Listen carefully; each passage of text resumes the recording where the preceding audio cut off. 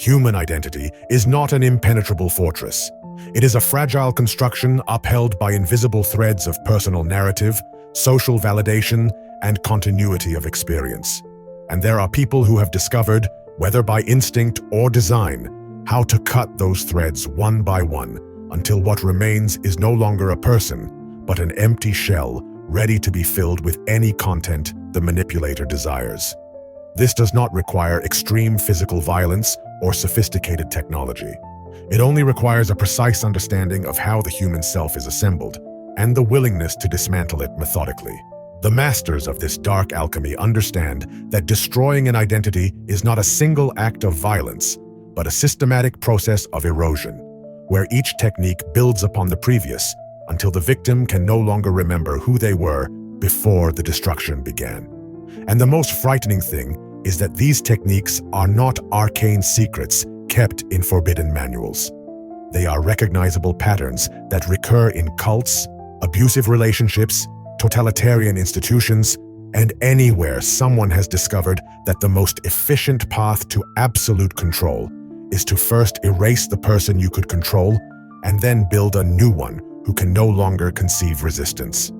The first step in destroying identity is always isolation. Not necessarily physical isolation, although that certainly helps, but isolation from any alternative mirror of reality. Human identity is fundamentally social.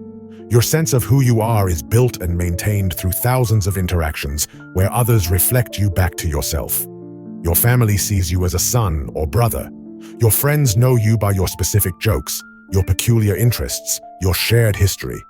Your colleagues recognize you by your competence in certain areas.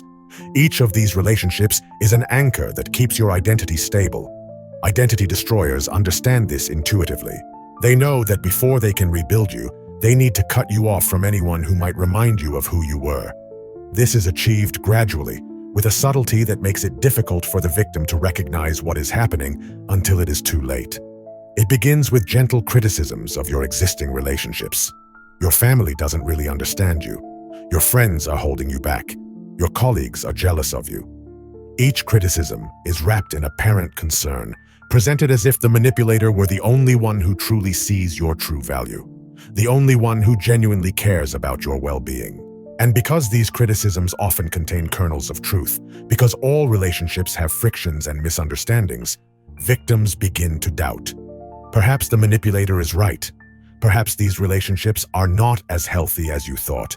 And so, step by step, the victim begins to withdraw from their support network. Phone calls become less frequent.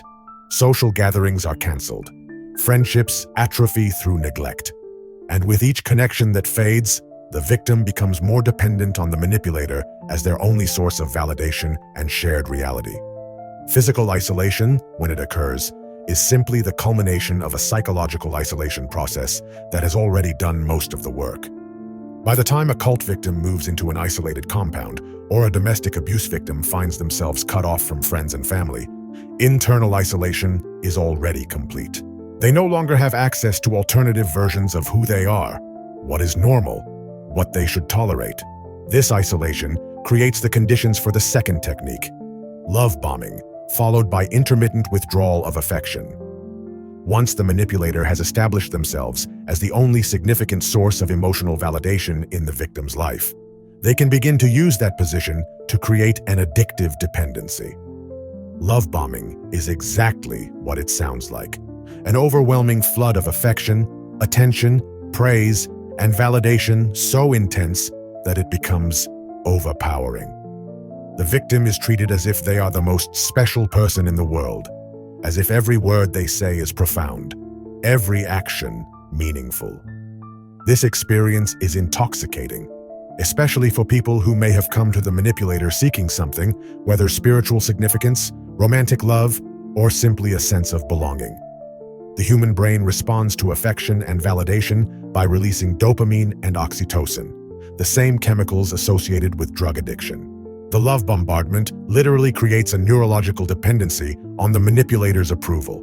But the love bombardment is only half of the equation.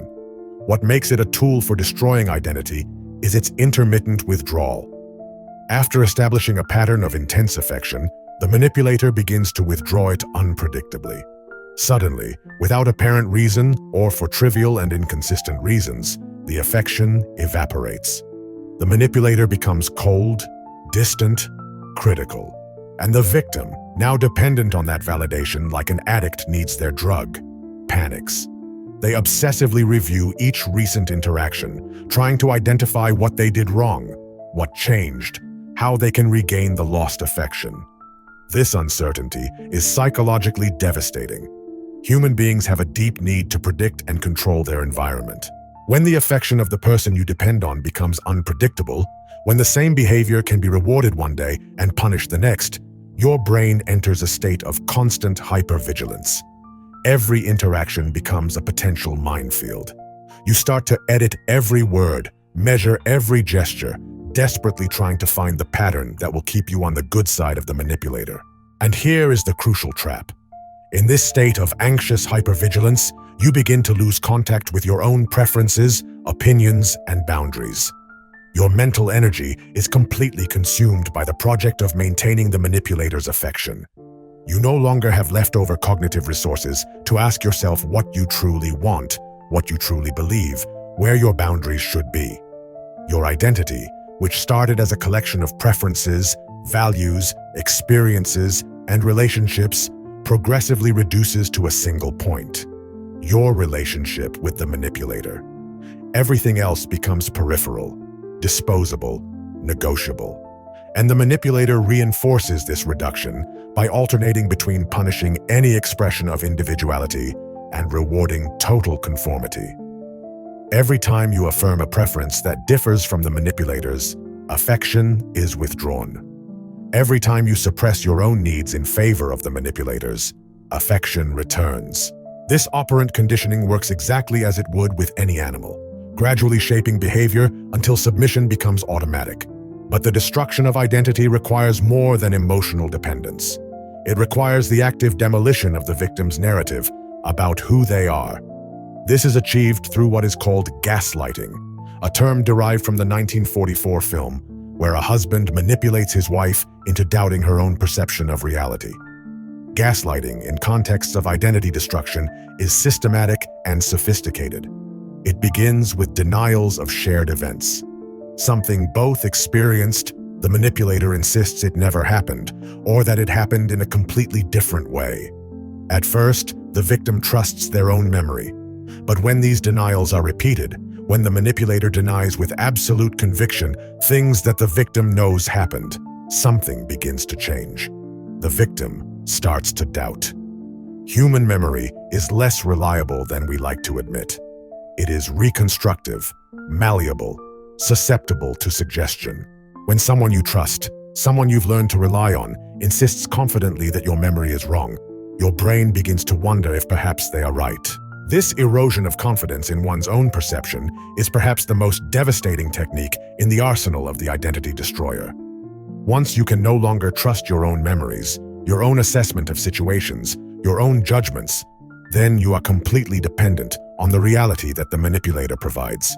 You no longer have access to a stable foundation from which to resist or question. Every time you think something is wrong, that something doesn't make sense, that you should walk away, that internal voice is immediately challenged by doubt. But maybe my perception is wrong. Maybe it really happened as he says. Maybe I am the problem.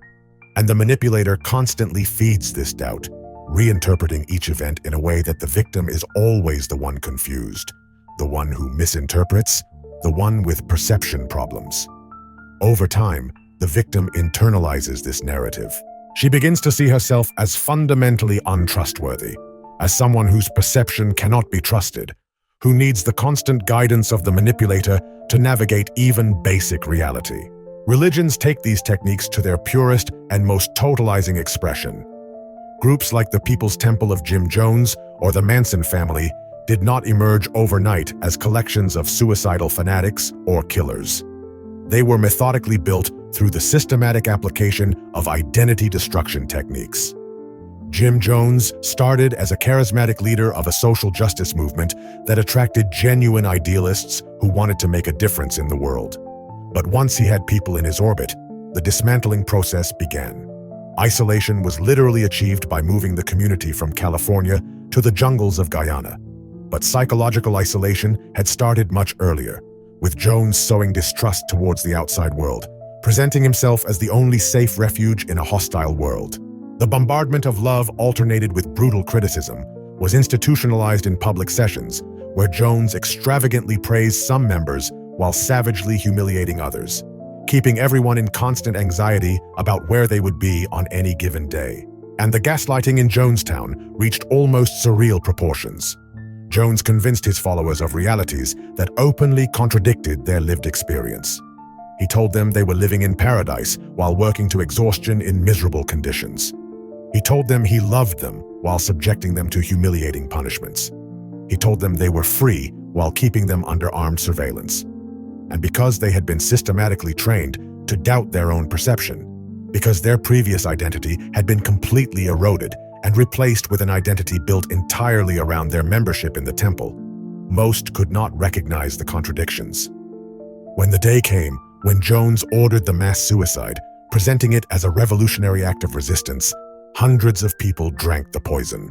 Not because they were stupid or weak, but because the process of destroying their identity had been so complete that they no longer had an independent self capable of saying no.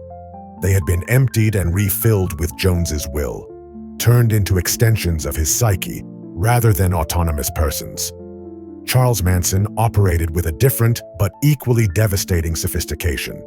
His favorite technique was what could be called demolition and reconstruction of personal narrative. Manson specifically recruited young people who were already in states of identity confusion, people who had run away from dysfunctional homes, who were experimenting with drugs, who sought meaning in the 1960s counterculture. These were people whose identity was already somewhat fluid, not fully formed or damaged by trauma. And Manson subjected them to intense interrogation sessions where he systematically dismantled any narrative they had about themselves. I was telling them that everything they believed about who they were was conditioned by a corrupt society, that their names were not truly theirs, but imposed labels, that their values were programming that needed to be erased. And then, once I had dismantled their sense of existing identity, I offered a new one. I gave them new names, new roles within the family, a new story about who they really were and what their purpose was. This reconstructed identity was entirely centered on Manson and his goals. They had no independent existence outside of their role in his apocalyptic plan. What these extreme cases reveal is the underlying mechanics that operate in less dramatic but equally harmful versions in everyday abusive relationships. The pattern is consistent, isolating the victim from alternative mirrors of reality, creating emotional dependence through cycles of affection and withdrawal, undermining the victim's confidence in their own perception, and ultimately rebuilding their identity around their usefulness to the abuser. In an abusive romantic relationship, this can develop over years. It begins with small criticisms that seem to stem from concern. Your clothes don't flatter you. Your friends are a bad influence. Your family doesn't appreciate you. Gradually, the victim finds themselves only wearing clothes approved by the abuser, seeing only people tolerated by the abuser, making decisions not based on what they want, but on what will prevent the abuser's discontent. Her identity is reduced from a complex person with multiple roles and relationships to simply the abuser's partner, entirely defined by that relationship. And because this process is gradual, because each individual step seems small and justifiable, the victim often does not recognize what has happened until they are deeply trapped. It is like the metaphor of the boiling frog. If you put a frog in boiling water, it will jump out immediately. But if you put a frog in cold water and gradually increase the temperature, it will stay until it is too late. Victims of identity destruction are not boiling frogs ignoring obvious danger. They are frogs in water that heat so slowly that each incremental change seems tolerable, each concession justifiable, until suddenly they realize they cannot remember who they were before the heating began. And by then, all the tools they would need to escape, their confidence in their own judgment, supportive relationships, belief in their right to autonomy, have been systematically eroded. Institutional environments can also become identity destruction machines when they are designed or led by people who understand these principles. The prisoner of war camps that practiced brainwashing during the Korean War used techniques remarkably similar to those of cults and abusers. The isolation was forced and total. Prisoners were separated from their unit mates, kept in solitary cells, or with only one or two carefully selected other prisoners. The love bombing came in the form of preferential treatment offered to those who cooperated. Extra food, slightly improved conditions, kind words from guards. The withdrawal of affection was brutal, returning to terrible conditions, torture, total isolation. And the gaslighting was institutionalized, with the captors insisting on war narratives that completely contradicted what the prisoners knew to be true, but which were repeated with such consistency and backed with such certainty that some prisoners began to doubt their own knowledge. The fascinating and terrifying thing about the brainwashing cases of prisoners of war is that it worked even when the prisoners knew consciously and intellectually that it was a manipulation process. They knew that their captors were trying to break them. But knowing that you are being manipulated does not necessarily protect you from the effectiveness of the manipulation when it is systematically applied under conditions of extreme stress. The human brain has limits to how much psychological resistance it can maintain under sustained pressure. Eventually, even the strongest people begin to yield, not because they are weak, but because constant resistance requires cognitive and emotional resources that eventually run out. And once you start to yield in small things, once you begin to cooperate even minimally, cognitive dissonance begins its work. Your brain needs to reconcile the fact that you are cooperating with your self-image as someone loyal and resilient. The easiest way to resolve this dissonance is to start believing that perhaps your cooperation is justified, that maybe what they are telling you has some truth, that perhaps your resistance was based on incomplete information. This is the internal mechanics of identity destruction in its purest form, making the victim an accomplice to their own demolition. Once you have participated in your own destruction, once you have betrayed your own values, even in small ways, rebuilding your self-image as an integral person requires admitting that betrayal. And that is psychologically so painful that it is often easier to continue along the path of increasing cooperation, rationalizing each new concession, gradually redefining your values to match your behavior, instead of changing your behavior to match your values. The expert identity destroyer understands this and structures the situation so that the victim finds themselves making decisions that erode their own identity, so that by the time they realize what they have lost, they have already invested so much in their newly constructed identity that returning seems impossible.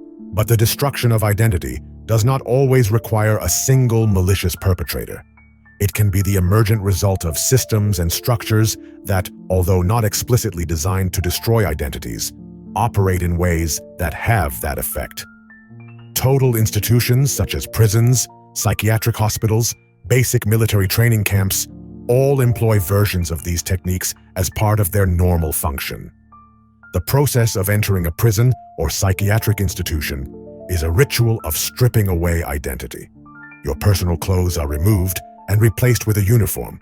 Your personal possessions are confiscated. Your name is often replaced with a number. Your schedule is completely controlled by the institution. Each of these steps erodes a marker of individual identity. And although some would argue that this is necessary for the functioning of such institutions, the effect on the individual's psyche is the same as in more clearly abusive contexts. The person begins to lose the sense of who they are separate from their institutional role. They become a prisoner, a patient, a recruit, with their previous identity becoming increasingly distant and less accessible. The most insidious thing is when techniques of identity destruction become normalized, when they simply become the way things are done, when neither perpetrators nor victims fully recognize what is happening.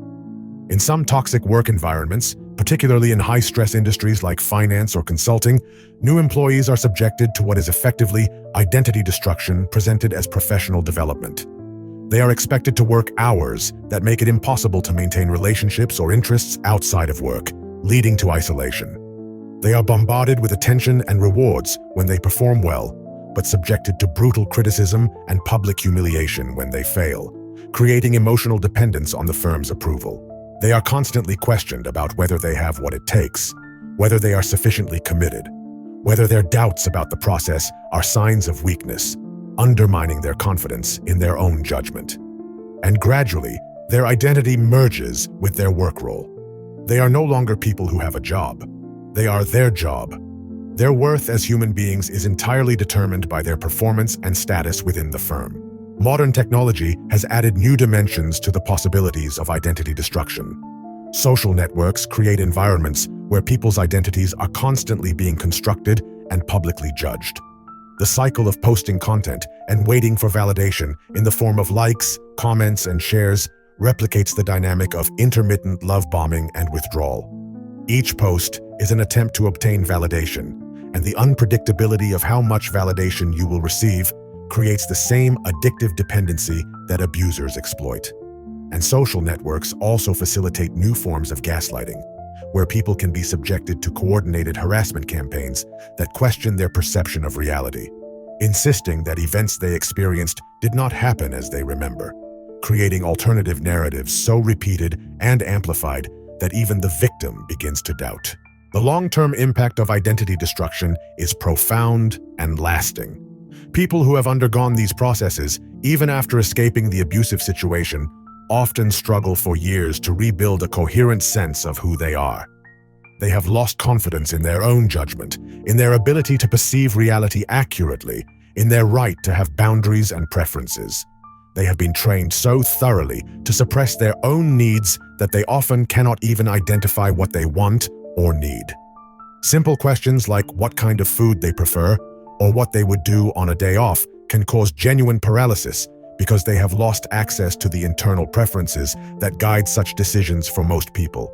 Recovery requires not only escaping the abusive environment, but also a long and difficult process of relearning how to trust oneself, how to distinguish between one's own thoughts and the thoughts implanted by the manipulator, how to reconstruct a coherent narrative of their life that includes but is not defined by the period of abuse. And here is the darker truth. Identity destruction techniques work not because they exploit weaknesses or flaws in certain people, but because they exploit universal characteristics of human psychology. The need for social connection, dependence on external validation to maintain self-esteem, the malleability of memory, the need for cognitive consonance. These are not optional vulnerabilities that some people have and others do not. They are fundamental aspects of how human brains operate. What this means is that no one is immune. Under the right circumstances, sufficient isolation, and enough psychological pressure applied for enough time, virtually anyone can be dismantled. Resistance is not a matter of having a stronger character or a firmer will. It is a matter of recognizing the techniques early enough, when you still have the cognitive resources and access to alternative realities that would allow you to escape. Once the process has advanced beyond a certain point, resistance becomes not only difficult, but almost impossible, because the mental tools you would need to resist are precisely the ones that have been destroyed. The final question is not whether such techniques exist or if they work. The evidence is overwhelming that they do exist and are devastatingly effective. The question is, how much of your own life, how much of your own identity is being shaped by subtle versions of these same processes? In which relationships have you relinquished your judgment because questioning seemed to create too much conflict? In which contexts have you suppressed your preferences because expressing them seemed risky or inconvenient?